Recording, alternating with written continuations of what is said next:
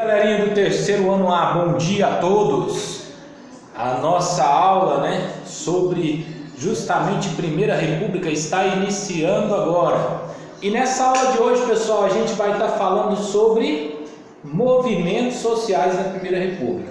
Uma das questões que a gente tem em toda a Primeira República é justamente a questão dos movimentos sociais. O que são movimentos sociais? São movimentos que partem da sociedade e que têm um certo efeito na própria sociedade. São movimentos que ficam na história, movimentos que são de pessoas simples, de pessoas humildes, de pessoas ricas, de pessoas pobres.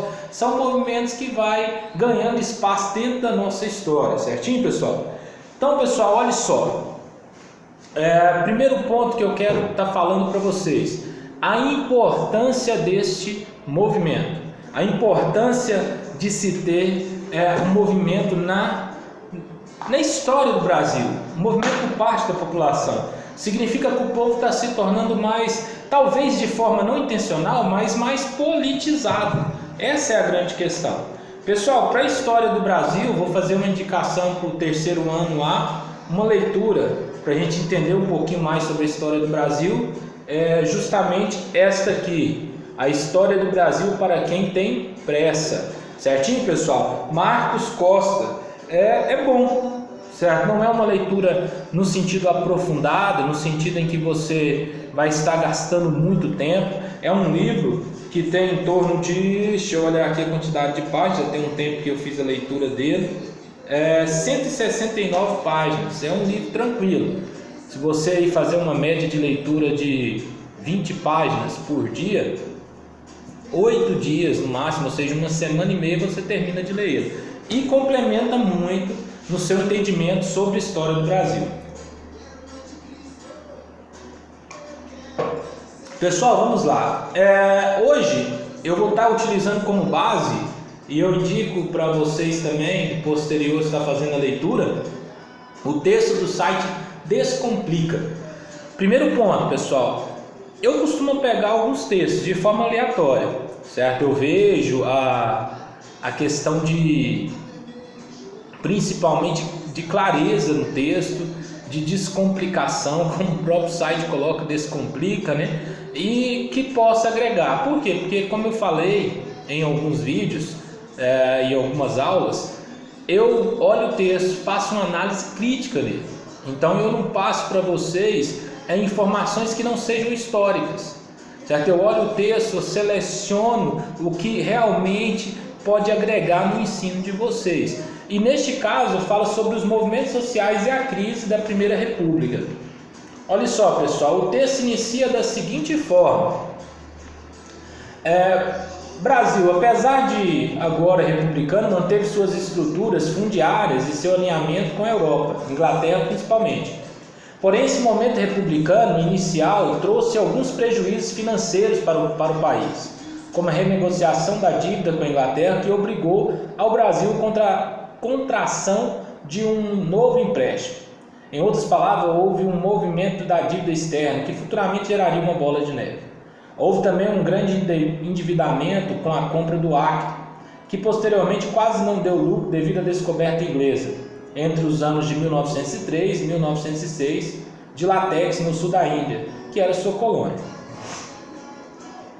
Além disso, o convênio de Taubaté, o convênio, devido à retratação da compra de café pelo mercado internacional, numa ocasião de preparação para a Grande Guerra, causou endividamento dos estados.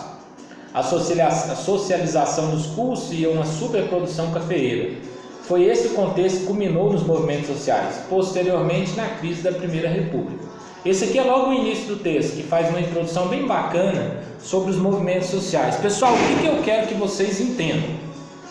Primeiro ponto é que a crise do Brasil imperial se deu justamente pelo fato de entrada de novas ideias, que eram republicanas, mas também pela crise econômica. Então havia uma crise econômica, certo? O café já tinha tido altas e baixas no período, e também existia uma elite que não estava tão satisfeita com o que estava acontecendo. A crise do Brasil imperial, que antecede a Primeira República, ela não vem do setor dos menos favorecidos. Algumas pessoas ficou sabendo justamente desse quesito tempo depois, certo? Da independência, da entrada da República no Brasil, algum tempo depois, e se sentiram surpresas com a expulsão do nosso Dom Pedro II, certo? Ou seja, a família real. Então, assim, muitos acharam que não deveria ter acontecido, certo? Não entenderam. Mas a elite já tinha absorvido e teve a proclamação da República. E a gente vive nesse Brasil República até hoje. O que gerou os movimentos sociais? O texto nos traz um entendimento muito bacana disso aí. A gente tinha dívida com a Inglaterra, certo? No momento que você vira república, você precisa de modernização no campo econômico, na estrutura da sociedade, na infraestrutura, né? Ou seja, abertura de novas avenidas, modelo francês chegando ao Brasil de maneiras de ruas e tudo mais. Isso tudo fez com que a gente tivesse um momento de insatisfação popular, porque você gera dívida, você também gera um prejuízo para a sociedade. Por exemplo, a gente está vivendo um período agora de coronavírus. Olha só, pensa o seguinte: que quantidade de dinheiro está sendo gasto hoje na área da saúde, que não se gastava antes, certo? Não tinha esse gasto. Na verdade, a área da saúde é uma área defasada, né? É uma área que necessita de pesquisadores, necessitava de médicos toda vez fazendo uma reciclagem e tudo mais. Não que isso não tenha algumas partes, mas necessitava de todo um aparato. Isso não tem. Isso está gerando o quê? Está gerando um saldo negativo. Se os políticos não acabar com a roubalheira, se não acabar com a questão de desvio de verba, se a corrupção não for estancada neste momento, a gente entra em colapso, entra numa crise. A gente está tendo um momento agora no nosso país em que as pessoas discutem quarentena ou não quarentena, quarentena ou não quarentena. Professor Danilo Manfred, o que você acha disso, se me perguntasse? Professor Danilo, professor de história de vocês, acredita que a gente precisa achar um devido equilíbrio, certo? Entre as medidas tomadas pela saúde e entre as medidas relacionadas à economia. Porque não adianta você resguardar a economia e deixar a saúde em defasagem e a gente ter um alto índice de morte de pessoas aí. Não vai adiantar. E aí, como que a gente vai fazer? Como que a gente vai ter esse momento aí? Como que a gente chega a um ponto comum? Equilíbrio. Por exemplo, tem setores que a gente pode ir levando ele dentro da quarentena. Por exemplo, as escolas. As escolas podem continuar na quarentena por enquanto. Professor, mas vai causar um prejuízo e esse sistema EAD? Pessoal, infelizmente a gente tem que ter escolhas dentro, como governante no caso. Certo? Eu, por exemplo, escolheria manter as escolas, o funcionalismo público em quarentena, o máximo de pessoas que eu desse conta, e abriria questão comercial, certo? E de forma muito organizada, ordeira, como eu tenho visto em alguns pontos, certo? No supermercado entrar de duas em duas pessoas, para evitar o pico da doença, o crescimento dela, seria dessa forma. Buscando esse equilíbrio entre economia e saúde. Certo? Nos movimentos sociais a gente tem um desequilíbrio econômico e um desequilíbrio social. No momento que você gera um desequilíbrio econômico, você gera um desequilíbrio social. Aí surgem os movimentos sociais, dos quais a gente vai analisar todos agora. Essa videoaula de hoje é para analisar todos os movimentos sociais. Todos os movimentos sociais. É importante, professor, a gente entender esse movimento. Isso é a Primeira República, gente. Isso é a essência do nosso país. Nós precisamos conhecer mais e mais do nosso Brasil, até mesmo para fazer diferente em algum momento da história. Se você for um agente da história que possa fazer diferença, se você conhecer a história do seu país, você vai fazer diferença. Vamos lá, pessoal. Entre os movimentos sociais, Revolta da vacina, em 1904. É interessantíssimo essa revolta da vacina. No 9º ano A, a gente está trabalhando na República, e eu passei, indico para vocês também, um documentário sobre o Dr. Oswaldo Cruz. Ele foi o médico sanitarista que foi responsável por organizar a saúde, né, do Rio de Janeiro, por organizar a questão do problema sanitário que estava tendo lá, que estava gerando muitas doenças. Tem toda uma polêmica. Então essa revolta da vacina surge aí justamente neste ponto em que o Dr. Oswaldo Cruz foi contratado, médico sanitarista, para poder resolver esse problema. Vamos lá.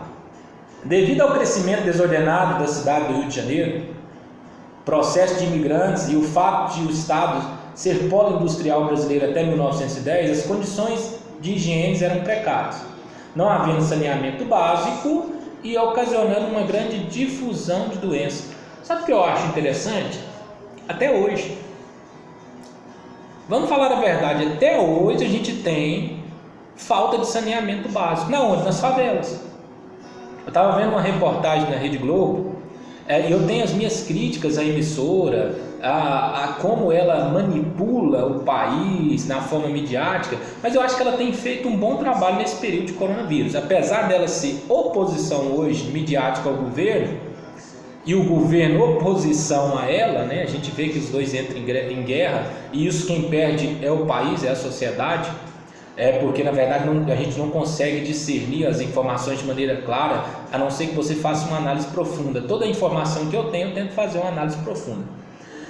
Dentro de umas reportagens da Rede Globo, que é a única parte que eu pego é o jornal e tudo mais, eu vi sobre a questão das favelas. Paraisópolis foi um exemplo que eles utilizaram lá. Pessoal, realmente a aglomeração das pessoas neste local foi bem organizado, tentativo e tudo mais, mas o pessoal não tem saneamento básico, falta água, que é o essencial, água e sabão. Quem disse que esse pessoal vai ter álcool em gel? Ou até mesmo vai ter máscara? Não vai ter, ué. Certo? Esse pessoal é o pessoal mais fragilizado dentro da sociedade, mais fragilizado no tempo do coronavírus. E é interessante que até hoje perdura, né? Porque aqui na Primeira República a gente tem um momento em que você tem um problema social e um movimento social que surge a partir desse problema. Vamos continuar aqui. Porém, com isso, o túmulo dos turistas, como era conhecido o Rio, ganhou uma repaginada, a chamada Reforma Pereira Passos. Os cortiços foram derrubados, foram feitos investimentos em saneamento básico, construção de bondes e embelezamento da cidade.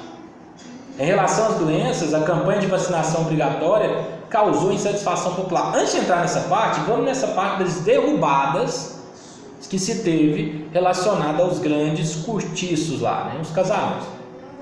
Olha só, pessoal, o que aconteceu no período que se instaura a Primeira República, isso em 1889. Um ano anterior, quem libertava os escravos. Esse pessoal não tinha onde morar, certo? Não tinha onde repousar, né? Onde construir o seu lar, a sua família, não tinha. E o que aconteceu neste período? O pessoal foi justamente para esses casarões. E você de repente tem a modernidade da República chegando um ano depois da liberdade dos negros, né? Da escravidão. Um ano depois do fim da escravidão, você tem um momento de repaginada do Rio de Janeiro, a retirada desse pessoal, bota fora, como alguns diziam. O site não traz justamente sobre isso, mas de acordo com o conhecimento que a gente busca através de pesquisas e tudo mais, o próprio livro didático de vocês retrata um pouco dessa história. Então ele começa a ter o bota fora, certo? E manda esse pessoal embora de qualquer jeito, de qualquer maneira. Isso foi algo muito ruim para esse pessoal. Por quê? Porque esse pessoal fica desconfiado do Estado, né? E aí acaba que no fim a população ali, os ex-escravos, filhos de ex-escravos, tem um certo ressentimento do Estado quanto ao cuidado deles. Depois disso vem uma lei obrigatória, certo? Que foi costurada por Oswaldo Cruz junto da Câmara dos Deputados e consegue aprovação, certo? Então, assim, a gente tem um problema aí, um povo que estava desconfiado e que de repente o Estado resolveu cuidar da saúde dele. O que passa na cabeça desse povo? Mas vamos continuar com o texto aí. Em relação às doenças, a campanha de vacinação obrigatória causou uma insatisfação popular, com inúmeras manifestações, que foram contidas com a prisão de uma classe média de 2.000 trabalhadores. O que acontece, pessoal? Então, é justamente o que eu acabei de falar. As pessoas ficaram desconfiadas e começaram a protestar contra essa vacina obrigatória. Porque o Dr. Oswaldo Cruz, ele fez toda uma pesquisa, conseguiu vacinas contra peste bubônica, malária, febre amarela, que eram as doenças que estavam afligindo a população. Mas chega muito de repente, as pessoas sem informação. E quando você não tem informação, você fica preocupado se realmente o Estado está querendo o bem dele ou está querendo o mal como quis, naquele momento, retirando ele das casas de qualquer jeito, sem dar nenhum respaldo, expulsando ele.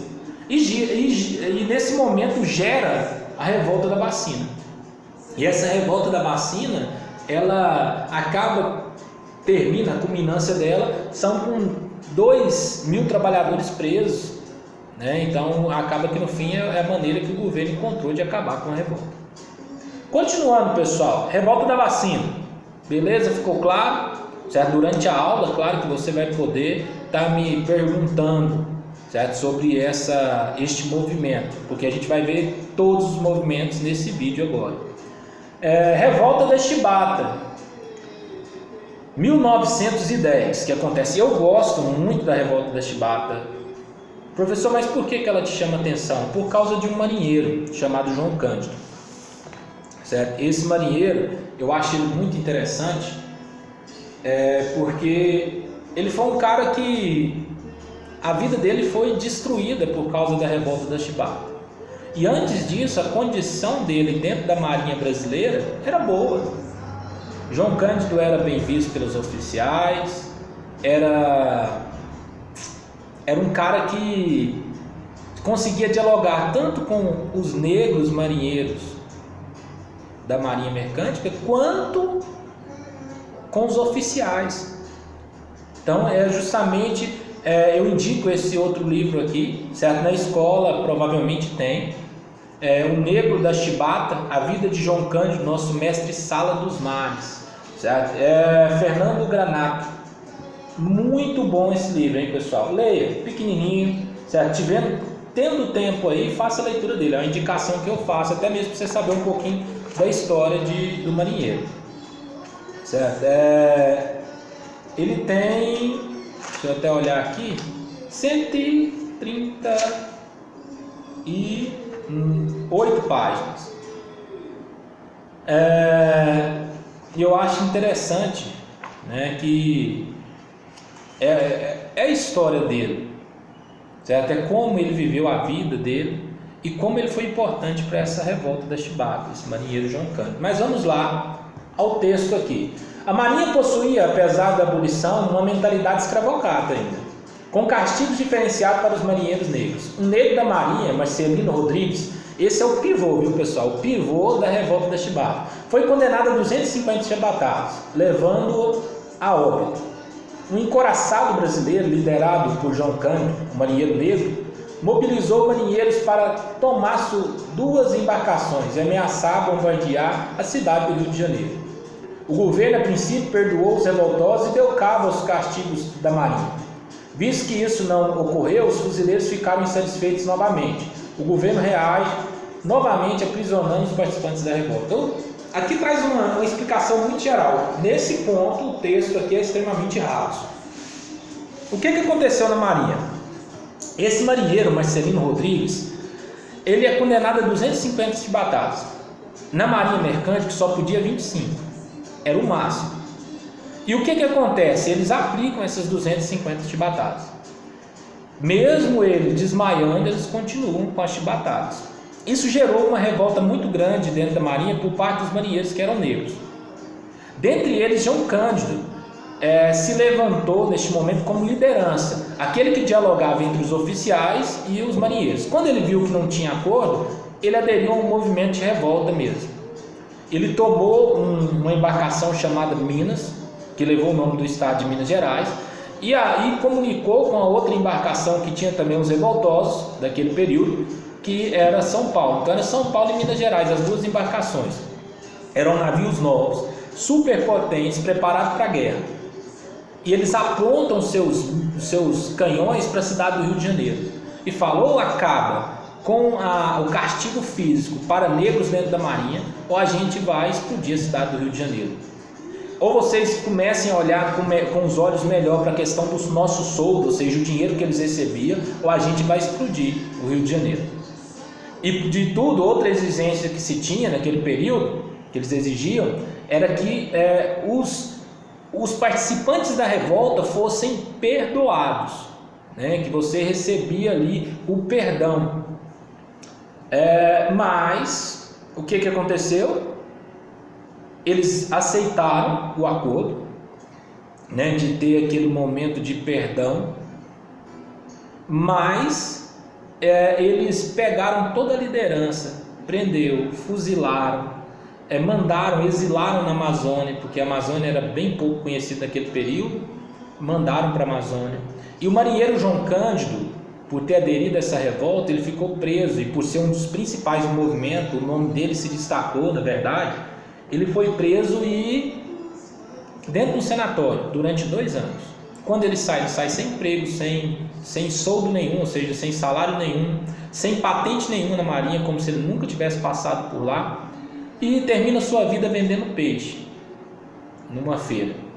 Essa é a história do marinheiro João Cândido. Ele termina sua vida com 89 anos de idade vendendo peixe para poder se sustentar.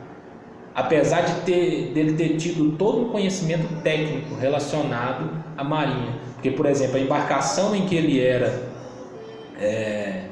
líder ali, ele era um dos poucos que sabiam, na verdade ele sabia mais que muitos oficiais relacionado a como manejar a embarcação.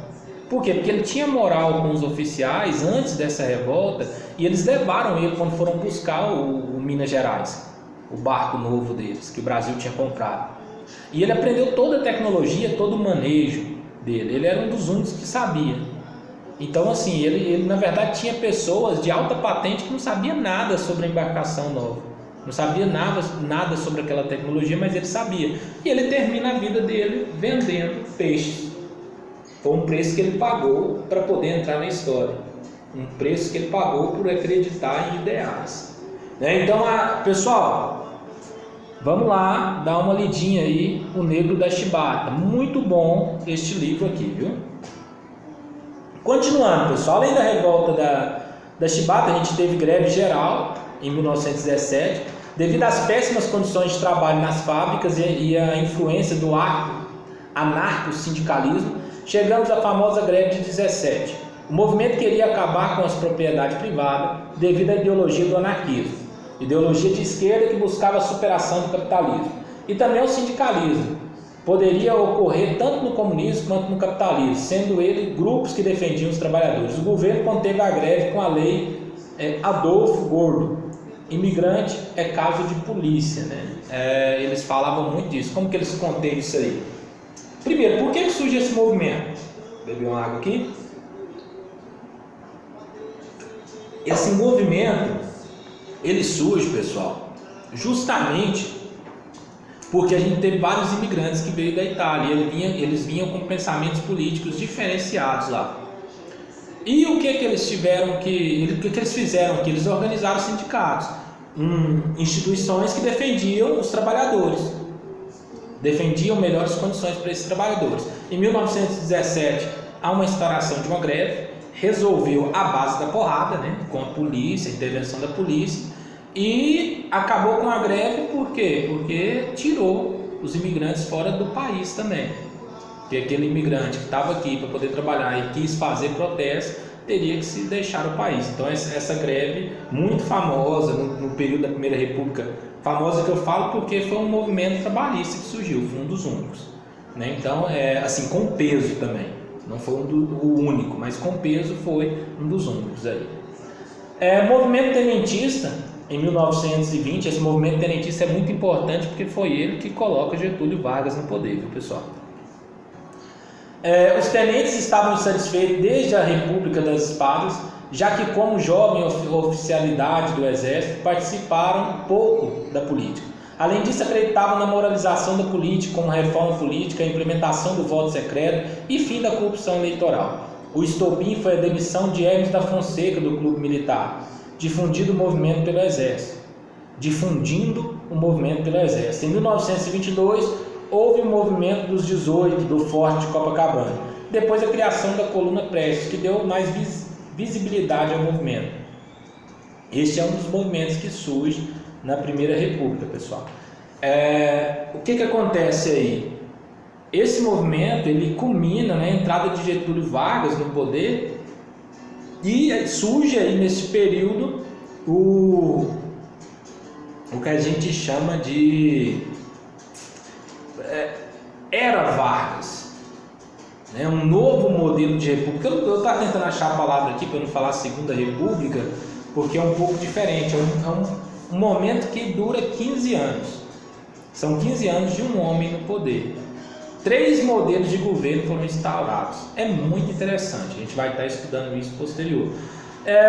No texto, pessoal, eles terminam com a crise, né, da Primeira República, né, que aí depois, posterior, eu vou estar falando sobre isso em outro vídeo, mas eles não falam mais nada. Mas tem 2 movimentos também importantes na Primeira República, na verdade 3.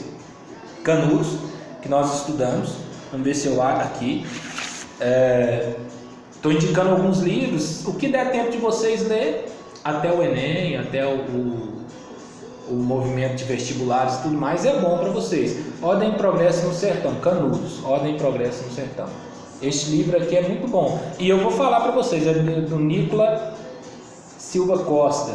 Esse livro é bem didático e ele tem pouquíssimas páginas, 50 e... Se você encontrar ele na biblioteca e tudo mais, é só 53 páginas, certo? Então, assim, é muito bom de você ler. O movimento de Canudos surge com Antônio Conselheiro. Antônio Conselheiro era um beato que tinha um discurso religioso e sai pelo sertão da Bahia proclamando esse discurso e indo contra os ideais da República, no sentido de que ele achava que o povo deveria seguir um modelo de governo meio que teocrático, ou seja, Deus no governo, certo? Então, assim, ele acabava que ia contra o período republicano. Mas o muito interessante desse Antônio Conselheiro era que ele consegue fazer com que uma comunidade se junte ao redor dele e se torne um pequeno vilarejo, mas pequeno entre aspas, maior do que Caiapó, 26 mil pessoas. E era formado pelas pessoas que viviam à margem da sociedade, pessoas que não tinham condições de vida e tudo mais, certo? Então, assim, esse vilarejo aí é de grande importância. Antônio Conselheiro tem uma grande importância na nossa história. Por quê? Porque ele forma essas 26 mil pessoas, organiza a sociedade e eles começam a viver para a sua subsistência. Mas o mais importante de Canudos, que o Estado observando eles e vendo que era um povo que poderia ser imitado, eles resolvem partir contra Canudos. E eles mandam a primeira expedição, o estado da Bahia, expedição militar, que é derrotada por Canudos. Canudos só tinha enxada, pá, machado, rastelo, e lutaram com isso e com 2 ou 3 espingardas, de acordo com alguns relatos históricos. Eles lutaram com quase nada e conseguiram vencer. Vence a primeira expedição, vence a segunda expedição também do Estado. O Estado fica muito apavorado, porque a segunda expedição militar foi maior, e manda uma terceira expedição, e é vencida. Uma terceira expedição com em torno de 3 mil homens, se não me engano, e é vencida. E eles mandam uma 4ª expedição. A terceira expedição foi com a ajuda do governo federal, viu, gente? Aí eles mandam uma 4ª expedição. Essa 4ª expedição destrói Canudos e põe a comunidade de Canudos abaixo, né? Mata todos, De acordo com alguns relatos históricos, sobraram 3 pessoas vivas dessas 26 mil pessoas. Eles fazem um cemitério em um período só. Esse aí é um movimento que surge no interior do Nordeste, que é chamado Canudos. Além desse movimento, tem o movimento de cangaço, que existia 2 modelos: cangaço dependente, que eram aqueles jagunços dos coronéis, que posterior viram cangaço independente, que eram pessoas que viviam para assaltar, para fazer roubos e vivia de furtar dos outros também. Principalmente na Caatinga, que é uma vegetação característica do Nordeste, que eles andavam muito naquela região. E o que acontece? Quem que tem de grandes líderes? Lampião e Maria Bonita, certo? Esses eram os grandes líderes do movimento de cangaço independente, que se tornou muito famoso. Posterior vem o tal do Curisco, que fazia parte do bando. Quando Maria Bonita e Lampião é entregue, né, para a polícia, e acaba aqui morrendo, mas uma parte do grupo, Curisco assume e o movimento dura em torno de 2 anos só e acaba posterior a isso. Além desse movimento também surge outro, Contestado, né, que é um movimento que fica na região do Paraná. E o que acontece lá? Existia uma terra contestada, é uma terra que ficava na disputa entre 2 estados. E eles acabam que no fim essa terra tinha muito poceiro também. Aí a gente tem um chamado monge José Maria, que consegue fazer as chamadas Vilas Santas, várias vilinhas ao redor desse local. O próprio estado, né, eles dão a permissão para uma empreiteira construir uma ferrovia, né, que beneficiaria o estado e daria 15 quilômetros de cada lado de terra para conquistar, para que ele se aproveitasse dali, certo? Colonizando aquele local. Esse pessoal, na verdade, explorou só a madeira que tinha lá e desocupou os poceiros, criando toda uma guerra e todo um contexto de guerra no interior da Bahia, certo? E o que acontece? Esse pessoal também é morto, é massacrado nesse período, certo? E essa guerra de contestado também acontece no período da Primeira República.